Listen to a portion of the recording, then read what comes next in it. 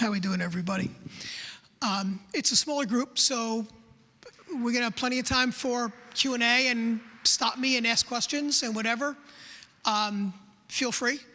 I know where you all are. I have the scars to prove it, and myself and my business partner, Terry Ann, who's down here in the front. Between the two of us, we have over 30 years of performing arts and cultural nonprofit symphony experience. I spent 15 years as Lincoln Center's Chief Technology Officer through the beginning of COVID, and Terry Ann spent about the same amount of time at the New York Philharmonic and NJPAC before there. So we've lived your world. We have the scars, the same scars as you all have. So please, feel free, stop me, ask questions. There'll be plenty of time afterwards as well, I think.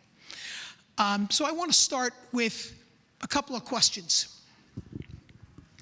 How many people here know an organization or know somebody that's been hit with some sort of threat actor, cyber event, ransomware, account takeover in there, right? Yeah, a lot of folks in here. How many folks, organizations, and feel free not to tell on yourselves if you don't want to, have been hit personally in their organizations with ransomware, with account takeovers, with whatever? Yeah. A lot of organizations have. I know I have. How many people in here have sat there and thought through what they would do if their organizations got hit with a ransomware or other type of threat, cyber threat event? Yeah, I have too. I went through it in my head. I tried to figure out what I would do in all these scenarios. We'll get into that one in a bit. Sadly, never thought that we'd be this involved in cyber. That was not Double Eagle's original focus. It is not our major focus now, thankfully, but Double Eagle has personally run, I've personally run over 36 ransomware events in this cultural nonprofit vertical in the past 4 years.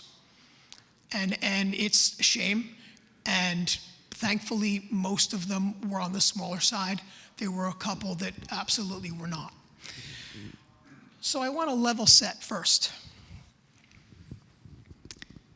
If a hacker wants to get in, they will.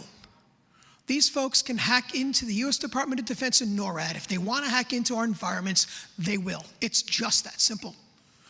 Our jobs as technology and cybersecurity professionals is to make it hard enough that they'll get frustrated and go elsewhere because they don't want to work hard for this. They want it to be easy. They want to get in. They want to get something that they can ransom for you. They want to get out. If we frustrate them long enough, they'll go somewhere else. That's the focus, because quite frankly, time is on their side. It's just that simple. So, my own version, I believe it's probably going to be relatively close to your own. When I thought how things would go in a cyber event in my organization was, I have cyber insurance. I'm good, right? I have an event, I call my agent, I tell them that I've had an incident, right? They assign a law firm to me. They assign a firm that's going to help me fix all these things. I have backups that are air-gapped, that are off-site. I restored the backups. We're good to go. How many people in here that's relatively close to what you thought originally?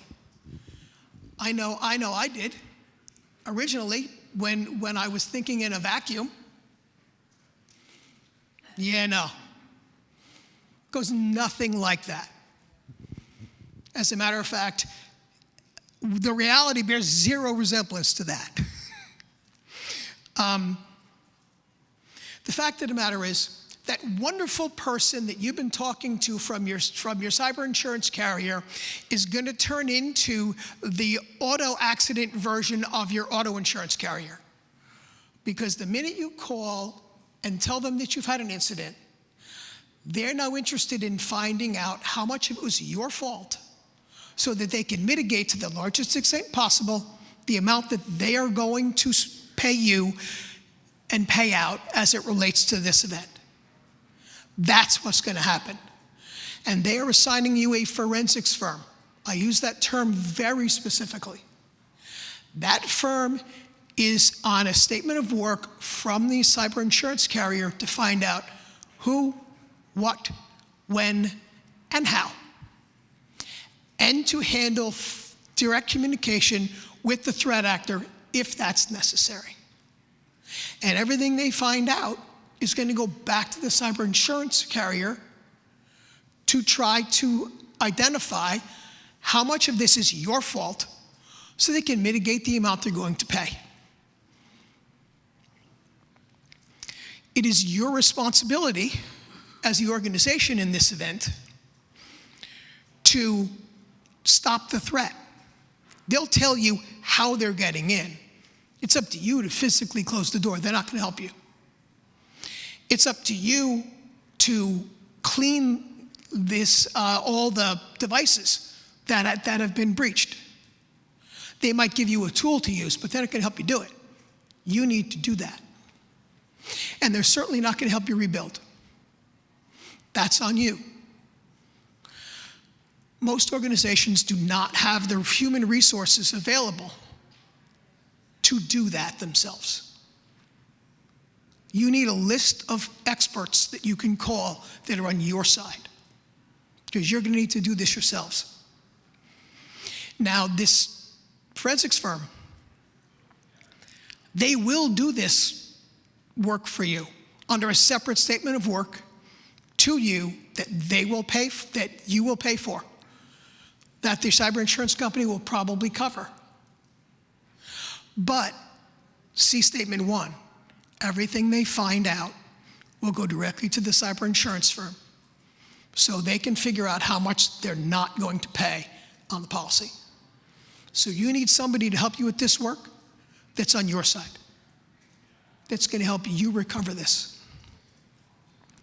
That's why we say you should have your own remediation firm. Your cyber insurance carrier will pay that. They will not pay for duplication services. So if your remediation firm is doing forensics work, the minute you use that word forensics, cyber insurance company will not pay that third party because they assigned a firm to do that already. So they're not going to pay twice.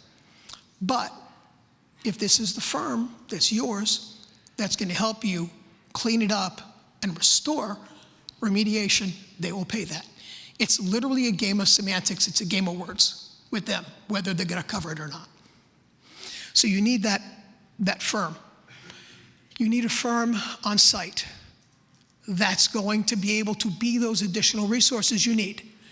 Experts in network and servers, physical hands, because in a lot of instances, you have a lot of servers and a lot of computers that all need to be completely wiped and reset up. That takes time, that takes people. You need to know, you need that. So you need that list. What a lot of folks don't realize is that thought of having a backup. I have my backups, they're air-gapped. I get them, I download them, I restore them. I'm good. Well, yes, in theory. In practice, every device that's compromised is quarantined by the forensics firm. You cannot touch it until it's released. Which means, where are you going to restore your backups? It's been hit. It's quarantined. If you start to do your clean and restore before the forensics firm releases the hardware to you, the cyber insurance company won't pay. And in some instances, in most instances, it's a couple of weeks. In some instances, on the far side of this, I've seen it be 6 to 7 weeks before they'll release that hardware. So you have backups, but you need to have planned where you're going to restore them to. Because unless you have hardware sitting on the shelf someplace, and almost nobody has that anymore, where are you going to restore the backups to? You could have an Azure AWS, Amazon Web Services environment that you could restore to, but that has to be planned in advance. That's where your business continuity has you restoring. This is all stuff that you don't realize.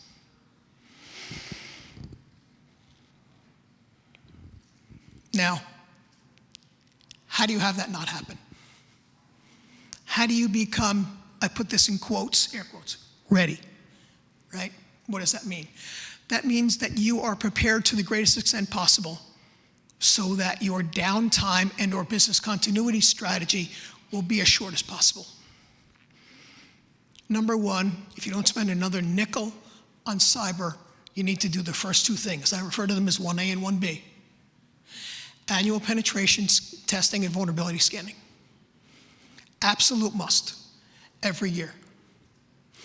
Too many of the incidents I've been personally involved in would have been solved by a penetration test that identified gaps in the firewall or other open avenues to the internet that the institution didn't know about, that in large cases was opened many, many years ago before the current IT team was even on site, and they don't even know they exist.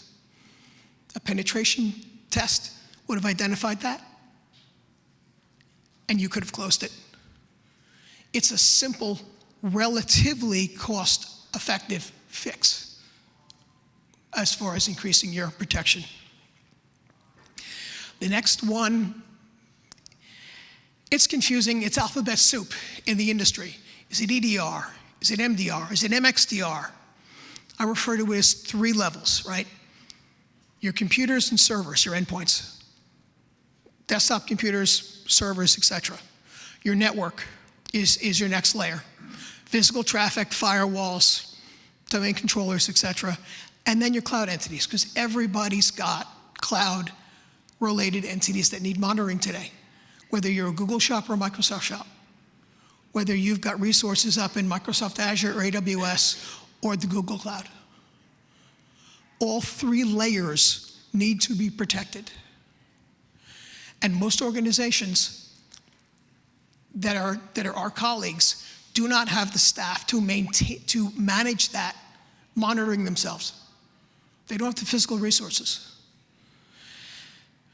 You need a security operations center that's looking at this, all of this layers of telemetry, 24/7, 365, that you've given the permission to remediate stuff on the fly. Because threat actors never kick off anything that they want to do at noon on a Wednesday. They don't. It's 3 a.m. on Saturday morning on a holiday weekend when they're hoping that they're going to have 3 days runtime before anybody sees the alert. So you need somebody looking at it at that time that can remediate it then. And there are a lot of firms out there that do it well.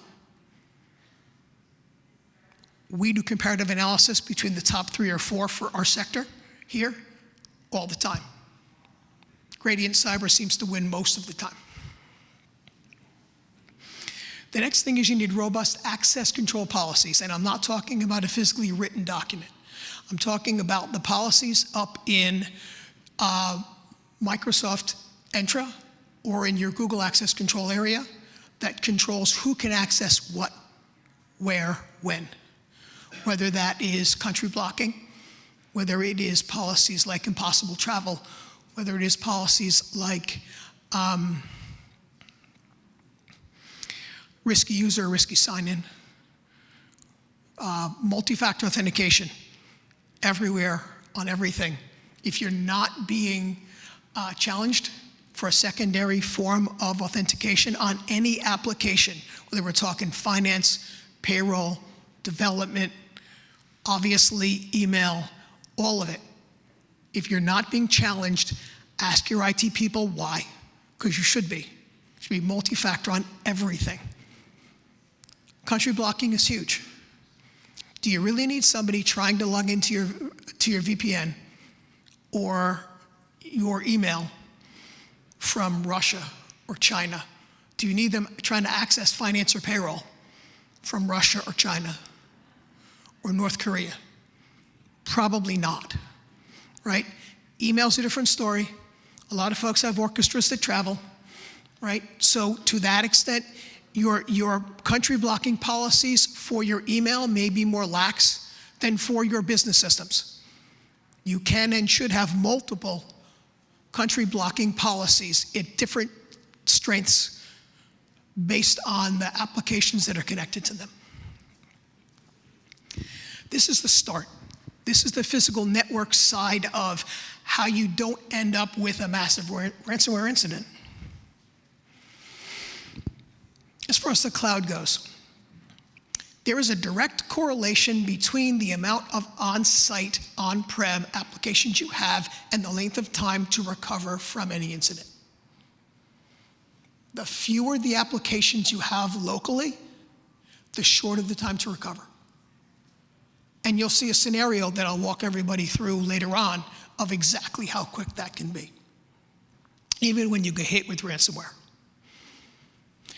You need to talk to the entire organization and develop a roadmap and a strategy for migrating any applications you have locally to the cloud, whether those are traditional file shares that should go to Google Drive or SharePoint, or whether it's an application, whether it's finance or payroll or your ticketing environment. And I have a scenario where you see how important those migrations become. Again, I mentioned move local files to the cloud. Google Drive, SharePoint, right? Mentioned it earlier. Backups in the cloud, air-gapped, encrypted, because you will have need for them. Create a scenario where you're restoring those backups. Do not rely on local hardware. Have an Azure or a Amazon AWS instance set up. And you can have your entity shut down so it's not costing you money. But have tested that. Know where you're going to restore those backups. Cloud-based device management. All of the devices, laptops, cell phones, they all should be managed by, if you're a Microsoft shop, Intune. If you are a Google shop and you're mostly Mac, use Jamf. But it all should be managed at that level. So you can control the profile on these. So you can control the patching. So you can control what these folks can access or not. So you know the safety and security of the devices that are connecting to your applications and your network.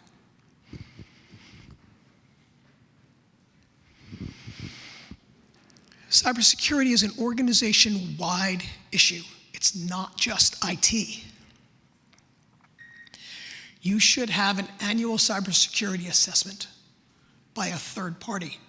Make sure all the I's are dotted, T's are crossed. You should be having cybersecurity discussions in your executive leadership meetings. If you're not hearing those discussions, bring them up.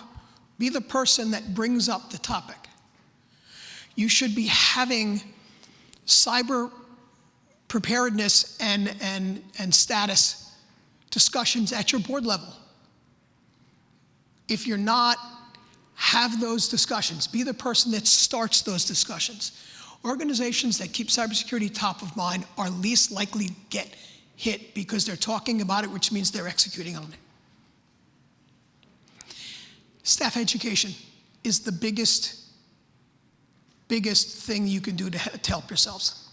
Whether you're going to use KnowBe4 or whether you're going to use any other of these education tools and testing tools, right? The past year, I have seen very few ransomware attacks. I've seen 6 to 7 a month of account takeover, which was all started by really, really good spear phishing attempts where people were fooled into clicking something or giving their username and passwords to somewhere. Account takeover. I see 5, 6 of those a month. I have 3 investigations that other organizations in our vertical here have asked me to ask them how it happened that we're doing right now. Education. So, assuming you get hit, what do you do next?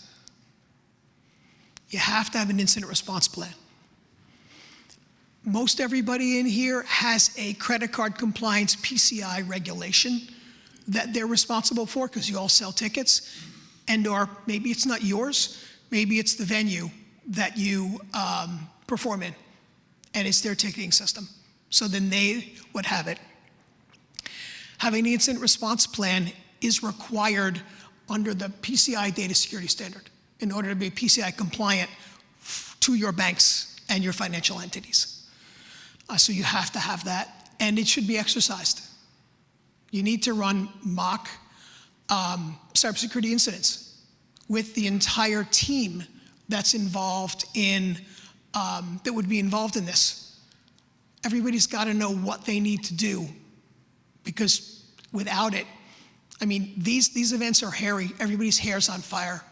Emotions are up. If somebody doesn't know their roles here, it's going to be far worse than it needs to be anyway.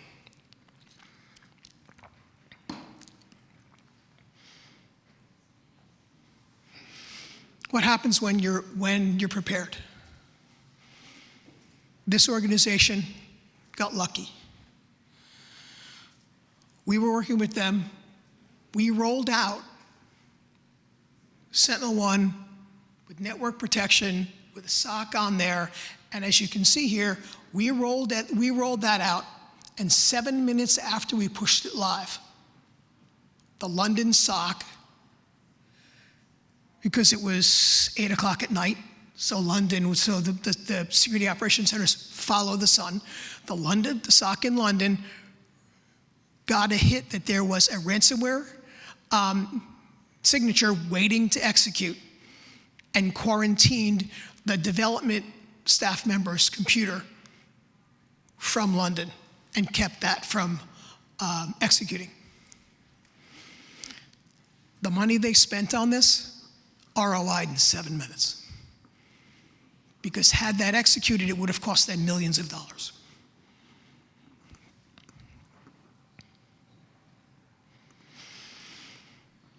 Any questions before I go into the case studies? Anybody have anything running through their head, please? What is a ransomware signature? So, great question. Somehow a threat actor gets access to your network. Maybe it's a staff member that clicked on something that they shouldn't have. They had access to their computer. Once they have access to your network, they put a program in a couple places on your network that they can execute with a single command. While they're doing that, they're perusing your network to see what they can find. Till they find backups, they're going to encrypt them immediately, if they can. Where is the data, right? Oh, there's a file share here. They're going to take all of that, and they're going to exfiltrate that. They're going to send it off to wherever they are, hoping that there's social security numbers, credit card numbers, or passport numbers, or anything that they can sell in there. They're going to hope that there is confidential information there. And they're going to wait, and they're going to look around. It's amazing, the ransomware events that we've had, the ransom that the threat actor has asked is the exact amount that the cyber insurance is for. Why do you think that is? It's because they found the policy on somebody's file share someplace, and they know exactly what the cyber insurance company will pay. They've already got it. They know exactly what it is. And then when they're ready, they press the go button. And then this thing starts to encrypt everything it can put its hands on. It's just waiting. So all of those procedures and things that I just talked about, they are an attempt to what they refer to as kill the attack chain, right? Break the attack chain. The first thing that all of these programs do is they call home. I'm awake. What would you like me to do? They're always calling home to somewhere that you would have blocked from a country blocking perspective on your firewall. If they can't call home, they can't execute. They will not execute unless they receive the go and what to do. So if they're calling home to Russia, for instance, and you have Russia blocked on your firewall, it won't execute. Which is why all that stuff's important, right? Should you ever have a program inside your network, a computer in your network, calling out to Russia or China or South America? Probably not. Selling tickets in those areas, cool, but that's not what we're talking about. We're talking about direct access to your network. That's a great question. And by the way, folks, I've tried to make this as non-technical as possible, although it's a technical discussion, so please, feel free, ask. We actually have a mic for questions. Go ahead. So what it looks like to be what we'd consider an organization that is high maturity. You will have talked to your cyber insurance company. You'll know what the coverage is. You will have found out who is on their list for remediation. I know a lot of these folks on a first name basis by now. You will have your own organization on a remediation retainer. Double Eagle does offer one, $0. All the T's and C's will be taken care of ahead of time so that if something goes bump in the night, we're your phone call. First or second, either to us first and the cyber insurance company second or vice versa. But have one.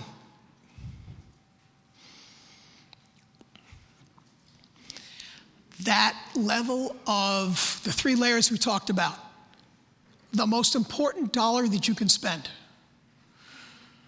Proper software on your computers and servers, proper detection and monitoring software on your network, proper monitoring software for your cloud properties, all of them, all tied to that security operations center that's a resource for your team, 24/7, 365.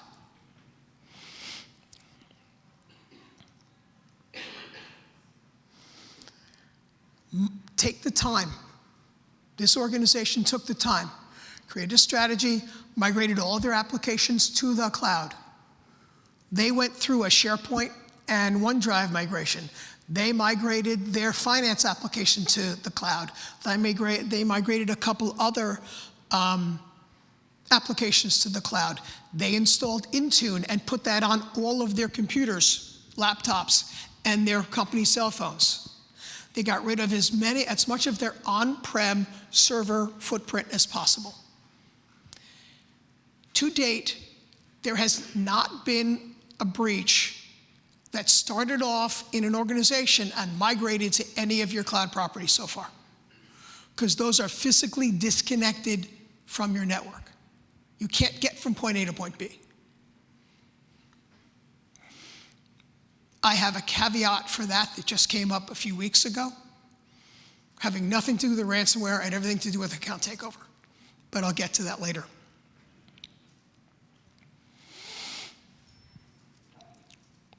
Create that incident response plan.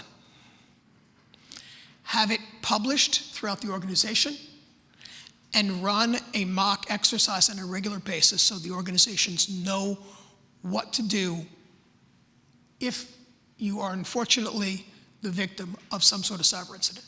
So everybody knows their piece. Those incident response plans, they should have in them templates for email that communication would use. They should have in there templates for communication that marketing would use on your social medias or to your ticket members. They should have mock communications templates in there that communications would use if you have to talk to the media. So all of that stuff, it's not just an IT thing. It's having that stuff ready. So you're not trying to write something from scratch with your hair on fire.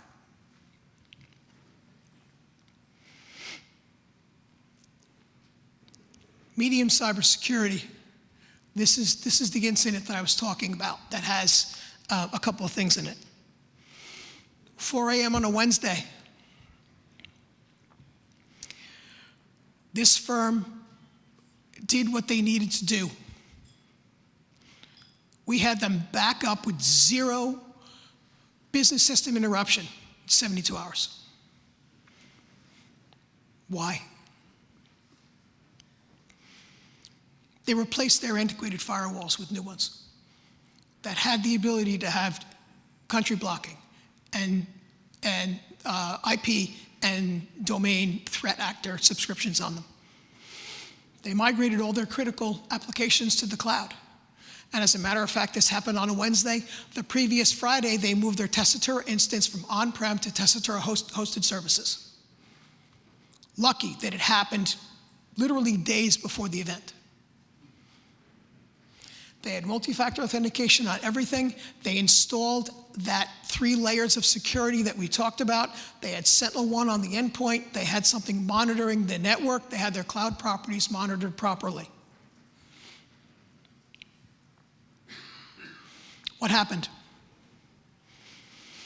Only 3 servers were accessed. The SOC picked it up and locked it down and quarantined those 3 servers and blacklisted the program that was trying to encrypt things throughout the rest of the network.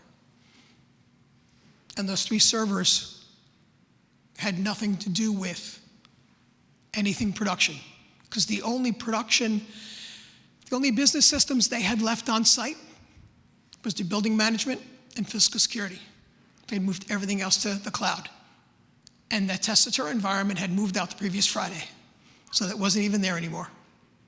Pure luck. Nothing was encrypted, nothing was stolen. They didn't have a chance. The SOC locked it down.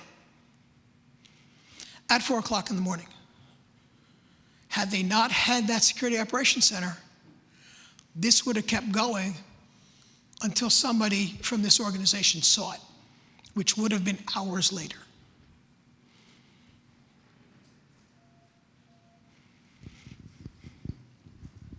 What did we have to do?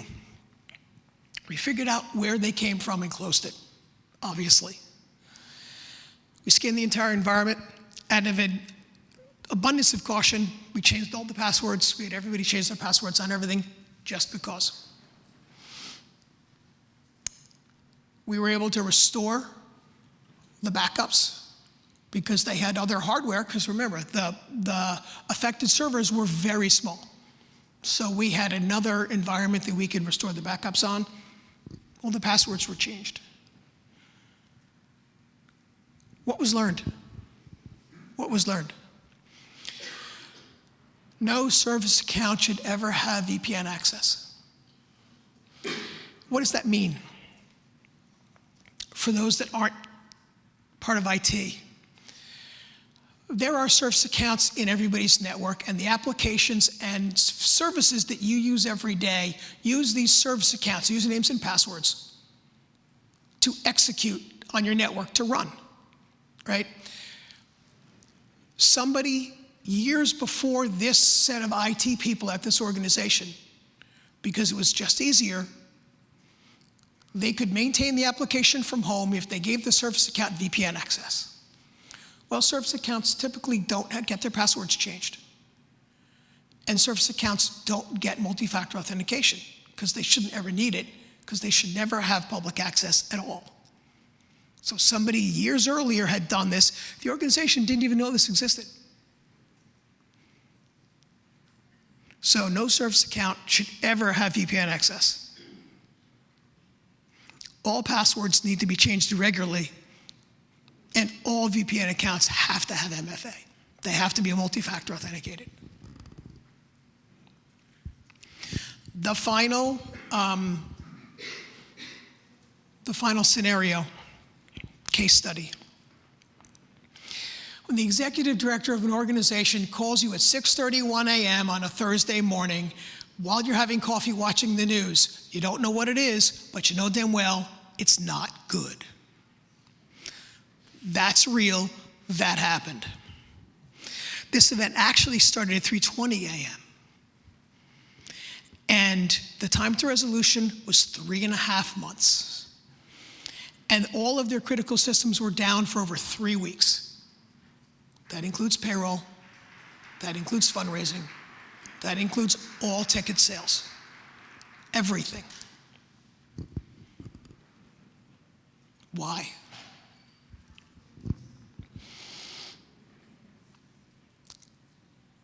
They had stopped, like a lot of organizations, they had stopped upgrading their technology over COVID. And it was antiquated, and it should have been replaced. They were using standard antivirus, McAfee, stuff like that. Not the zero-day quality we were talking about, Sentinel-1s and CrowdStrikes and that sort of thing, right? They hadn't done a penetration test in many, many years. And they didn't have any monitoring in place to tell them when things were going wrong, when things were failing. So as things failed, if it wasn't super public, like the database server for the website for the ticketing system went down, unless it was massively critical like that, they didn't know stuff was falling offline. They had no visibility into it. What was compromised? Everything. And I mean everything. Every server, every desktop, everything that was connected. Everything. They got over 3 terabytes of data from their file server environment on there. They only ever recovered 1. There's 2 terabytes that are gone forever. What did we have to do? Well, again, you have to close how they got in. Stopping this replication was hard. It was flying everywhere. We had to scan the entire environment machine by machine to figure out whether it was involved. We had to rebuild every single laptop, every single desktop, every single server from the ground up. Their backup environment was not air-gapped and encrypted. They encrypted the entire backup environment. We found a copy of their ticketing system database on a server that had been turned off a short time earlier. That was 14 days old. So they had to try to recreate 14 days of transactions once we found that. Thankfully, they had a university across the street that they were very friendly with that had just decommissioned a bunch of servers. They called the IT people from the university, picked up the servers that they just pulled out of the racks and literally walked them across the street and handed them to us to plug into the wall so we had some hardware to start to restore things to.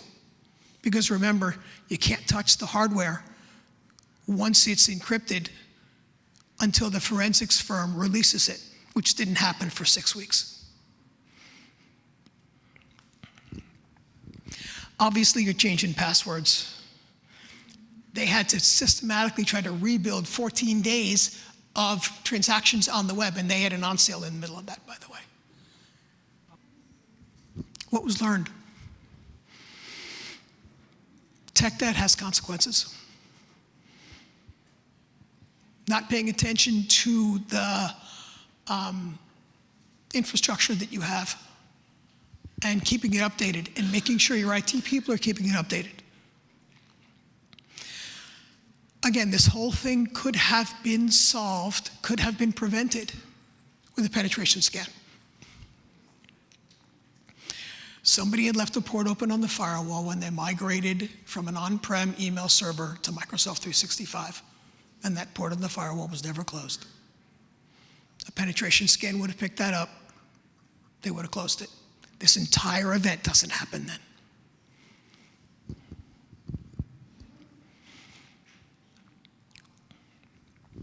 Where do you go for help?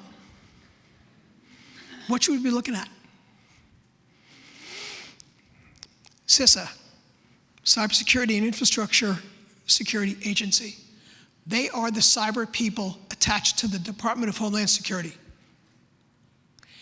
If your IT folks have not signed up for CISA alerts, they come out on a regular basis. Whenever there's a vulnerability, CISA will send out an email blast. Maybe you don't have Palo Alto firewalls and you don't care about the one that just came out yesterday. Maybe you have Palo Alto firewalls and you do. That's why you sign up for those alerts.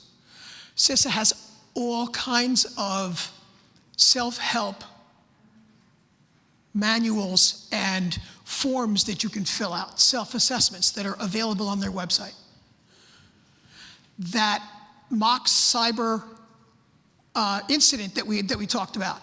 If you contact them with enough time in advance, they will come on site and help you run that.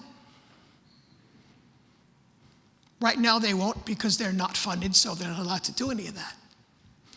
We actually run those red team exercises for organizations if you want. Here's the URL. They have a lot of information out there. They're great people. You should know your local CISA rep, your IT people should. It's been wonderful spending this hour plus with you all. Thank you very much for your time.